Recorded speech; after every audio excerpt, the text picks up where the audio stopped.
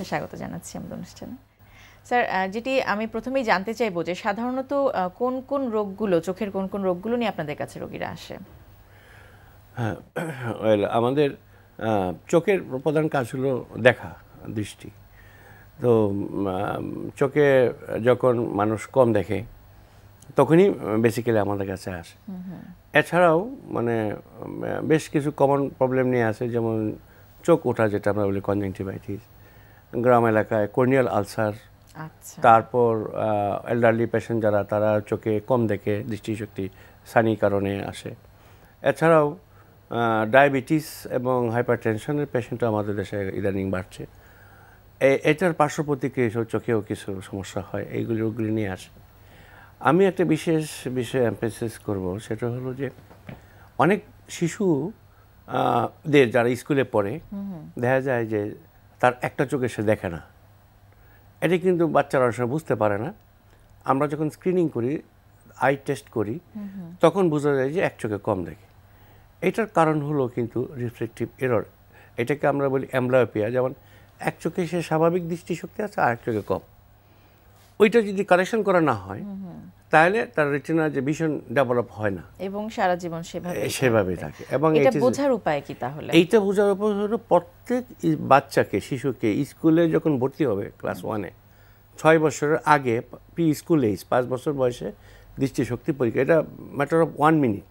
আচ্ছা, একটা সেটআপে, আই সেটআপে নিয়ে জাস্ট এক চোখ বন্ধ করে এই চোখে সে দেখে কিনা 6/6 ভিশন, এই চোখ, এই দুইটা টেস্ট করতে 1-2 মিনিট সময় লাগে।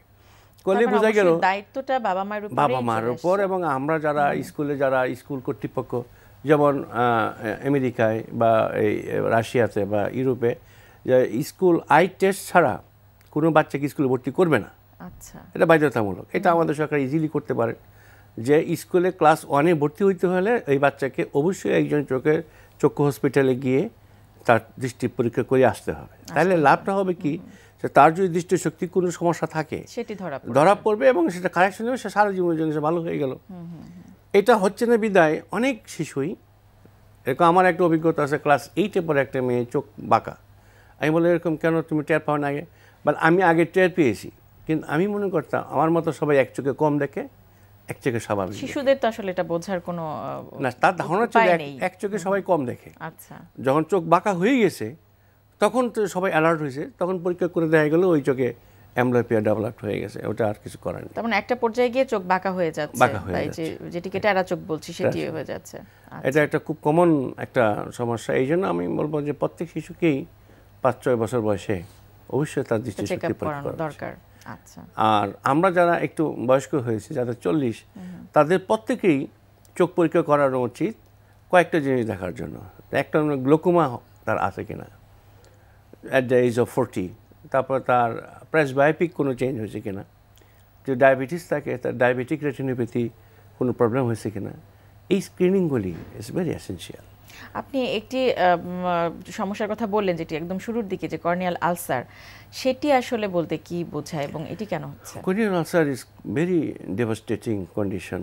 আমরা আমাদের গ্রামে দেখি যে যখন কৃষকরা মাঠে ঘাটে কাজ করে, তখন ইউজুয়ালি ধান যখন কাটে, ধান বা নেই, তখন এসে আঘাত লাগে, হয়তো ধানের পাতা বা ওই যে শিম গাছের আঁচড়, এগুলি লাগলে চোখে যে কালো মণি, যেটা কর্নিয়া আছে, কর্নিয়াতে প্রথমে একটা অ্যাব্রেশন হয়, একটু ছিলে যায়, এবং সেইখানে ওই ফাঙ্গাস ইনফিল্ট্রেশন হয়, তখন খুব দ্রুত এটা আলসার হয়ে যায় এবং পেশেন্টের প্রচণ্ড ব্যথা হয়, দৃষ্টিশক্তি কমে যায়, চোখ ফুলে যায়, চোখ পানি পড়ে, এবং একটা খুব যন্ত্রণার কাতর অবস্থায় আমাদের কাছে এবং সেই ক্ষেত্রে তারা যেটা হয় গ্রামে, সেটা হলো তারা গ্রাম্য চিকিৎসকের কাছে যায়, তারা ওখানে হার্বাল এক্সট্রাক্ট দেয়, যে জিনিসটাকে আরও কোনো জায়গায় আমি দেখছি, আমার অভিজ্ঞতা আছে, যে মেটালিক রিং দিয়ে তারা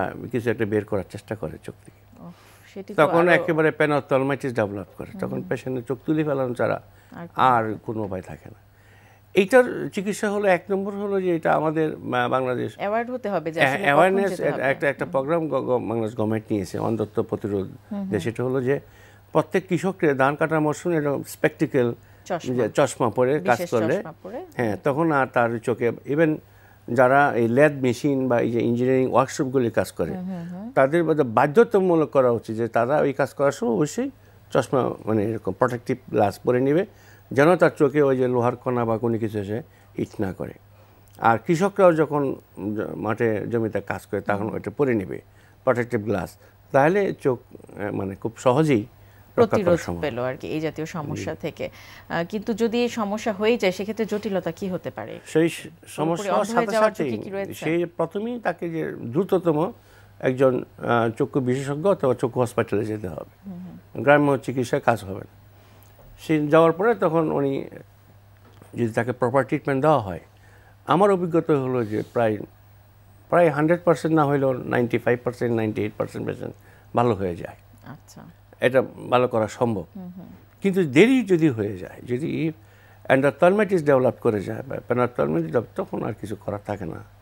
আচ্ছা, একটু জানতে চাইবো যে আসলে চোখের যত্ন বলতে কি বুঝি, বা এই যে এইসব সমস্যাগুলো যাতে না হয় আগে থেকেই আসলে কোন কোন বিষয়গুলো আমাদের মাথায় রাখা উচিত বলে মনে করেন? এইটা যে ছোটবেলা থেকে আমি যেটা বললাম যে বাচ্চাদের স্কুলে ভর্তি হওয়ার আগে আই টেস্ট করা, এরপরে আমাদের বয়স 40 হলে পরে চোখের একটা স্ক্রিনিং করা যে আমাদের চোখ ঠিক আছে কিনা, এরপরে আমাদের এমনি জেনারেল যে হেলথ কেয়ার যেটা যে চোখ ভালো করে দেওয়া, পরিষ্কার রাখা, হ্যাঁ।